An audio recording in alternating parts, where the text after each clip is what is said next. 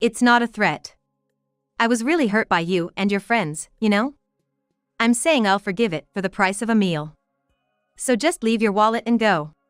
I realized that the apology was a lie after all. Not just Susan, but Bob also said with a mocking smile. This was their intention from the beginning. We sighed as we watched the two of them rant. Come on, just leave your wallet and go. You know what'll happen if you talk about this, right? Bob is in a higher position than Mike, you know. At those words, I smiled. If they're going that route, there's no need to hold back. Fine, but are you sure about this? You're gonna regret it.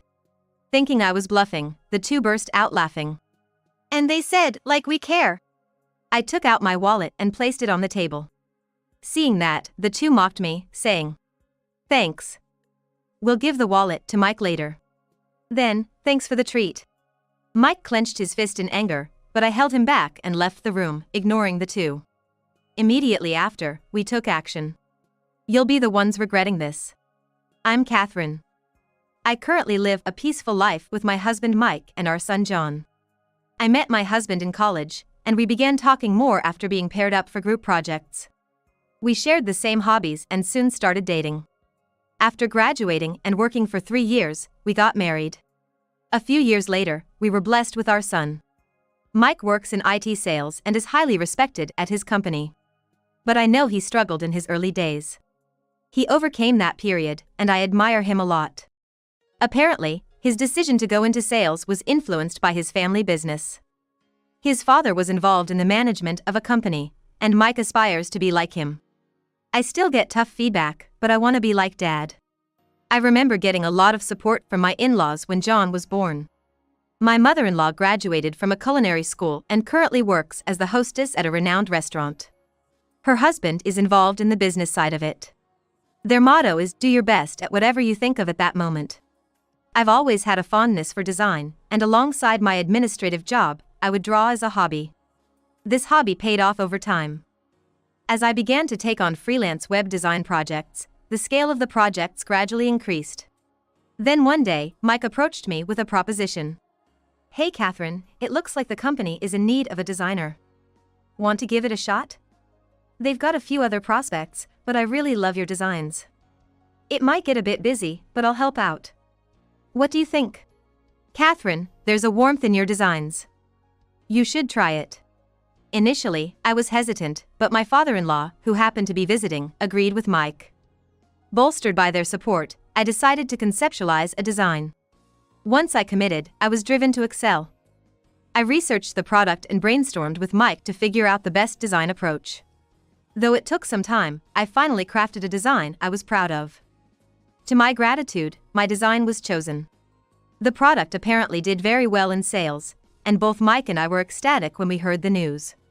We thanked my in-laws for their support, and they were overjoyed, as if they had succeeded themselves. Catherine, it's incredible. It's all thanks to your design. Oh, it's nothing, really. Having this experience means a lot. Thank you. With this turn of events, I began to invest more time into web designing, which started as a side gig. Eventually, my earnings from design matched those from my day job, so I quit the administrative position and now work as a freelancer. Thanks to Mike's company, I also get the opportunity to design whenever they launch a new product. Our son, John, who's now in middle school, has grown into a bright and kind-hearted boy. He's currently passionate about playing soccer in his school club. Life's good. However, there's one thing that bothers me. Oh, Catherine, is that you? Hello. Oh, Susan, hi. It's about Susan. Her son, Jake, is also in the same soccer club as John. John and Jake get along really well. They even ended up in the same class this year and often hang out during weekends. John frequently talks about Jake. Jake once visited our house, and he's a very polite boy. I was glad John had such a good friend. But to be honest, Susan can be quite overbearing. I first met her during the school's open house. It was clear to me from the start that she was Jake's mother. Jake, you are definitely Mama's pride and joy. Mom, stop, it's embarrassing. It's fine. The class ended, and during the break, parents started conversing with the students. That's when Susan exclaimed loudly. Jake turned red and shook his head dismissively. I remember thinking at that moment what a loving mother she seemed to be, but that wasn't the reality. Really, Jake is by far the best. The others seemed to be just playing around during their presentation. The classroom grew momentarily silent at her words. Jake frowned slightly and retorted, "Didn't I tell you to stop it?" Everyone took their presentations seriously. I couldn't help but stare at her, wondering if her comment was really appropriate. Eventually, the parents had to leave for another meeting, so they began to exit the classroom. Mom. John, you did well in your presentation. You have club activities today, right? Yeah. Do your best. I'm gonna make your favorite hamburger steak for dinner. Really? Awesome. Right before leaving the classroom, John cheerfully spoke with his mother. Surrounding kids told him, "Lucky you, getting hamburger steak." I felt relieved seeing him being able to handle the situation smoothly. The parent-teacher meeting was open seating, and we were told we could sit anywhere. I chose a seat towards the corner. That's when Susan approached and started talking to me. "Aren't you John's mother?" "Huh?" I was taken aback by the sudden conversation, but she ignored my surprise and plopped down beside me. "I wanted to meet you. I'm Susan." Even though I felt cornered, I listened to her. But how did she know I was John's mother when we hadn't met before? Noticing my confusion, she continued.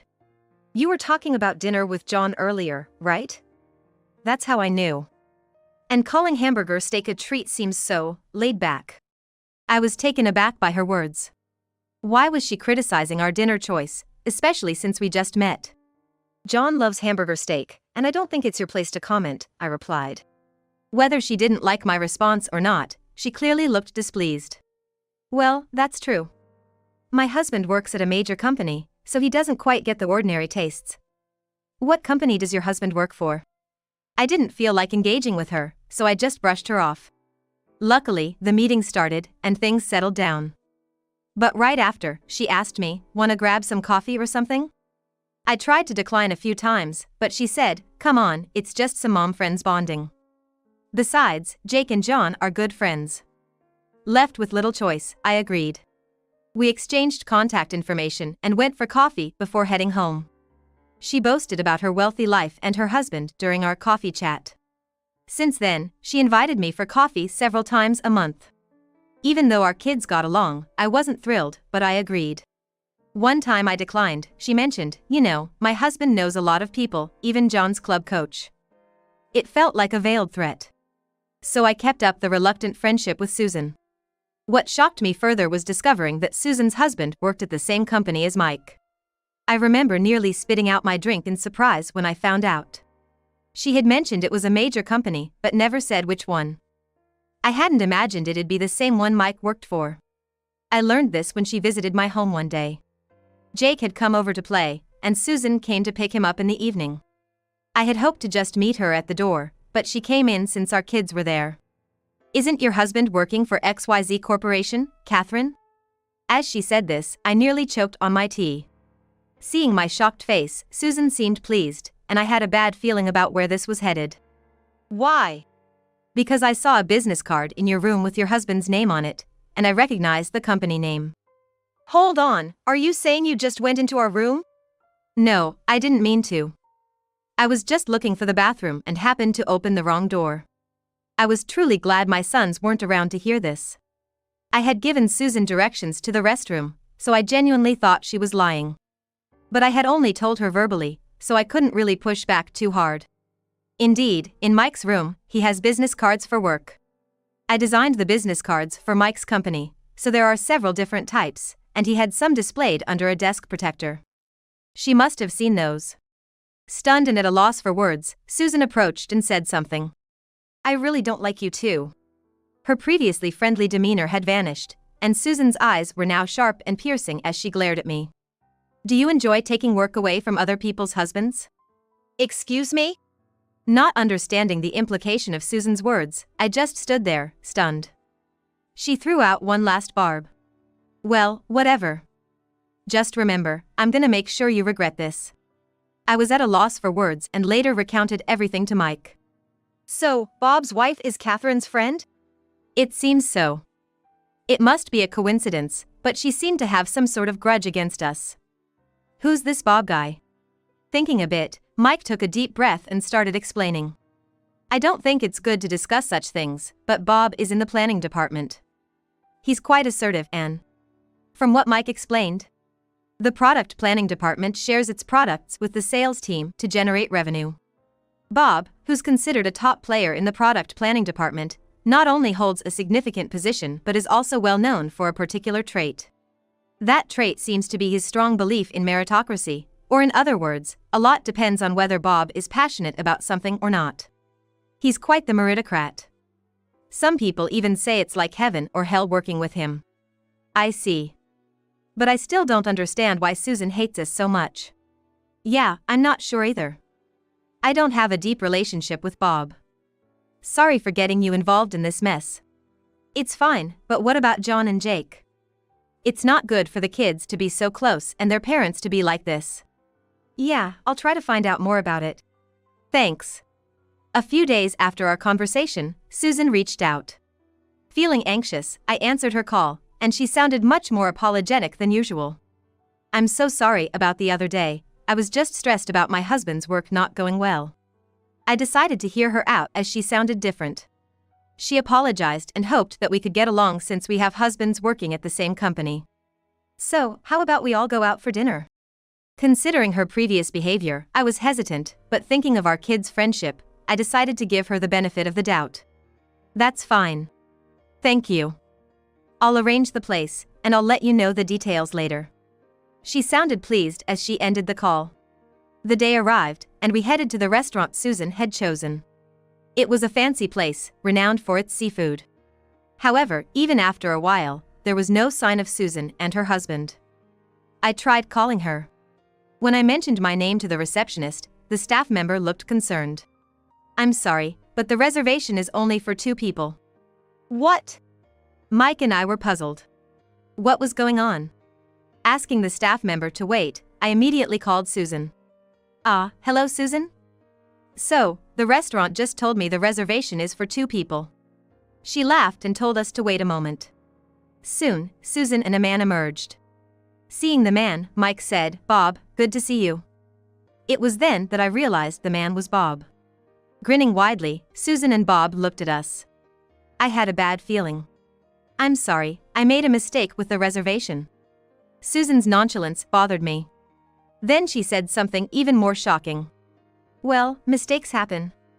But let's not waste the food, right? What are you getting at? Look, Mike, I'm soon gonna be the head of the planning department. You're doing well in sales, but you're still a newbie. If you don't want things to go sour, you might want to listen to what I have to say. Are you threatening us? It's not a threat. Catherine, and you have hurt me deeply. I'm offering you a way to make amends. Just leave your wallet and go. I realized that the apology was indeed a lie after all. This was their intention from the beginning. We sighed as we watched the 2 of them arguing. Look, just leave your wallet and get out.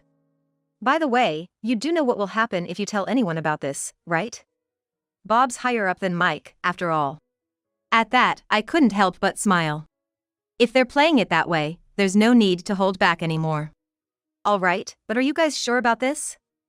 You're gonna regret it. Maybe they thought I was bluffing, but the 2 burst into laughter. Then they blurted out, like we care. I took out my wallet and placed it on the table. Seeing that, the 2 jeered at me. We'll give Mike his wallet back later. Thanks for the treat then. Mike looked furious, clenching his fists, but I calmed him down. Ignoring the 2, I left the room. We quickly took action. They're the ones who are gonna regret this. Yeah, can't let people who pull stunts like this go unpunished. After a while, a call came in on my phone. Recognizing the number, I answered with a smile. Catherine? Looks like we're almost done here. With that, I handed the phone over to Mike. After a brief exchange, Mike hung up. Well, shall we go? Seems like things have heated up. Mike looked very upset. We then headed back to the restaurant Susan had chosen. Once there, we asked the waiter to call the owner. Soon after, the landlady, who was also Mike's mom, hurried out. Thank you for your help. I'm sorry for the trouble. It's fine. People like them need to be taught a lesson.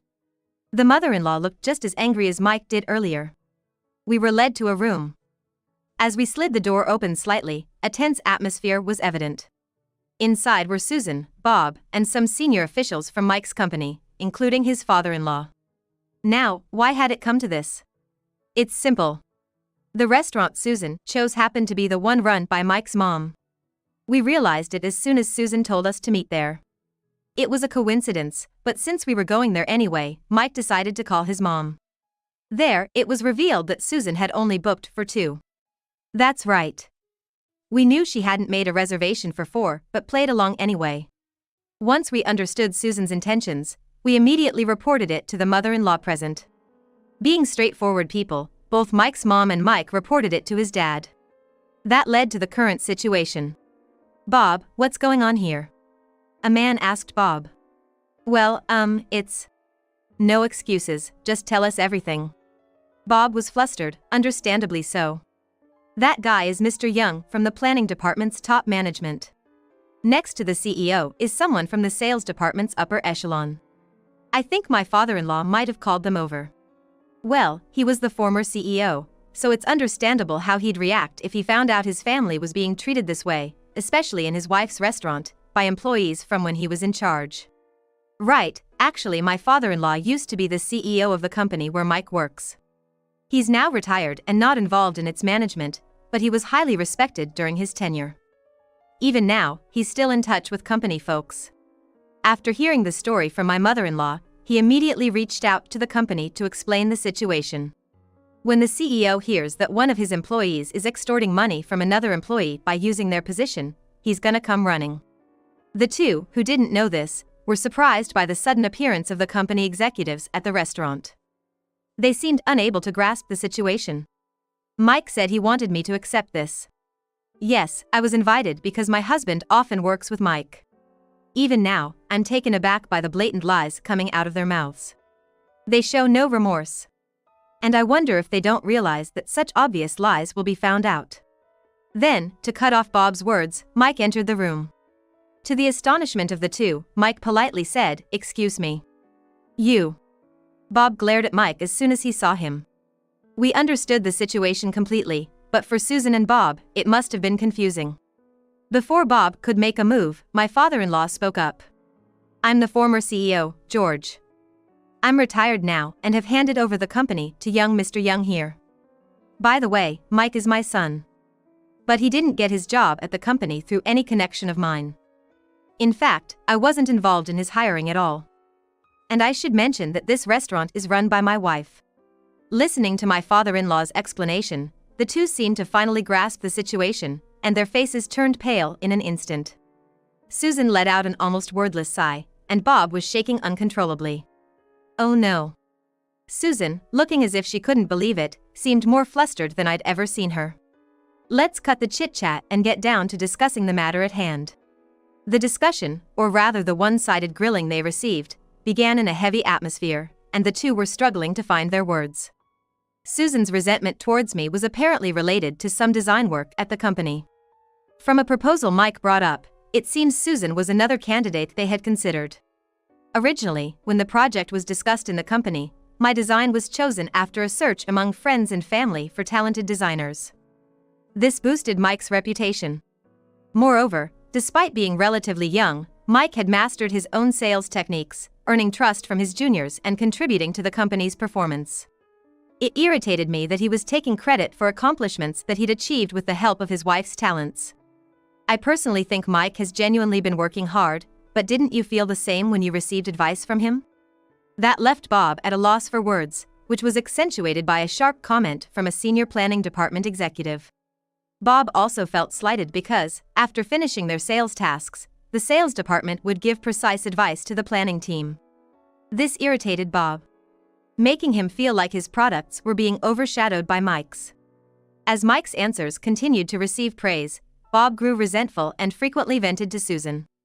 Then, one day, Susan overheard me talking about my work with some other moms. I loved designing and often drew illustrations for school events like PTA meetings. Some of the moms knew I worked freelance. So when Susan found out that I was the designer chosen for the company project, she started picking on me. Having heard this, we were just speechless. We were honestly astounded that they would conceive such a scheme out of jealousy. Moreover, we learned another shocking truth. I'm really disappointed in you. Please wait, I'm truly sorry about this. While Bob was begging, Mr. Young coldly said, I've heard from one of our planning department guys. I hope it's not true, but there's a significant amount of money being spent on planning. Is it really all going towards actual products? At this, Bob froze, and Susan went pale. It seems Bob had been embezzling funds under the guise of planning expenses. This revelation took even us by surprise. It seems Susan was also complicit in the scheme. How'd you get caught? You said it would be a secret. I don't know. Bob, angered by Susan's words, yelled back like that. The expression on his face was that of someone who had inadvertently admitted to embezzlement, but it was too late. Mr. Young sighed and bowed his head to his father-in-law. I'm truly sorry. I didn't expect something like this to happen in the company that Mr. George entrusted me with. It's my lack of supervision. No, it's not you, Mr. Young, or the senior staff of sales and marketing. It's this couple who can't do anything but play dirty tricks. You both are gonna pay for this. Hold on, she's the one to blame. Excuse me? Weren't you the one who said we could embezzle money? Hey, we're in a store, keep it down. Shut up. If you hadn't interfered. How dare you act all high and mighty when you're the son? Well, if the husband is like this, so is the wife. In the end, Mr. Young handed the arguing couple over to the police. It was only natural since they had embezzled money. It caused quite a scene and was a hassle for the store, but the mother-in-law handled it with a dignified attitude, and the situation was quickly under control. I heard from Mike that Bob got fired from the company and was apparently sued for damages by the company. They dealt with him pretty strictly, probably because it involved the company's products. Jake was taken in by Susan's parents for a while. After the incident, Susan's parents came over to apologize. From what I heard then, the couple is living quietly in isolation, possibly as a form of penance. I couldn't help but wonder how they ended up like this when I saw how sincere Susan's parents seemed. I was worried about Jake, but the company made sure that no word of the incident got out, so thankfully, no rumors spread at school, and Jake was fine. It's unfortunate what happened to Jake. I talked to John the other day, and Jake seems to be doing fine at school. He's a good kid, and everyone trusts him. Instead of being down about his parents, he seems more angry at them. That's good to hear. I haven't seen Susan and Bob since that incident. Jake, however, still hangs out with John and even comes over to our place from time to time. Watching the two of them play so happily, I hope they never end up like us. By a stroke of luck, we were saved this time, but I truly believe that our daily actions attract the people and opportunities in our lives. I want to cherish my relationships with others more than ever.